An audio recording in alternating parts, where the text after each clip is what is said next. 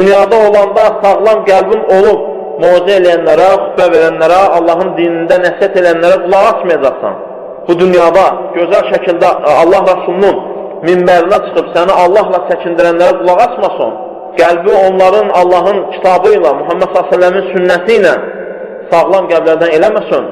Qiyamət günü məkanlar dəyişəcək, yerlər dönəcək, xütbə verənlər də dəyişiləcək.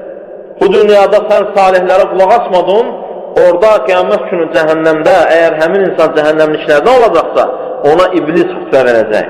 Salihlərin xütbəsini dinləmədi, Allah belə deyir, dinləmədi, Allahın Rasulü belə dedi, söylədiyini eşitmədi. İblis ona, iblis üçün cəhənnəmin ortasında minbər qurulacaq. O zaman oradan xütbə verəcək. Deyəcək ki, Allah sizə vəd etdi və Allahın vədi də haqdır və sadiqdir. Mən sizə vəd elədim və yalan dedim və vədimə xəyanət elədim.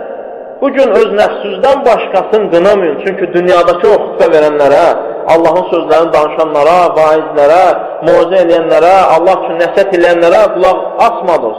Onlara geridə qalmışlar dediniz, uzaq oldunuz onların nəsihətindən. O minbəri yaxşını pisə dəyişdiniz. Gündüzü zülmətə dəyişdiniz. Sevmədiniz, istəmədiniz nurda olmağı. Üstün olanı alçağa dəyişdiniz. Sevmədiniz. Allahın Rasulunu sevənlərlə olmağı, Allahın evinə yığışanlarla yığışmağı istəmədiniz.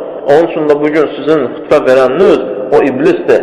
Və o minbərindən düşəcək və sonra insanlar ən böyük bəlası onların nə olacaq?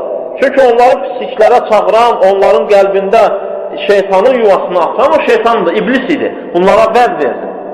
Və bunlar da onun vədinə iman edədilər. Amma vallahi ki, Allah vədinə xilaf çıxmaz. Allah verdiyi vədinə sadiqdir. Rəbbimiz düz deyir. Nə deyirsə haqq deyir. Həqiqəti deyir. Vallahi ki, şeytan yalan deyir. Şeytan xilaf çıxacaq vədinə.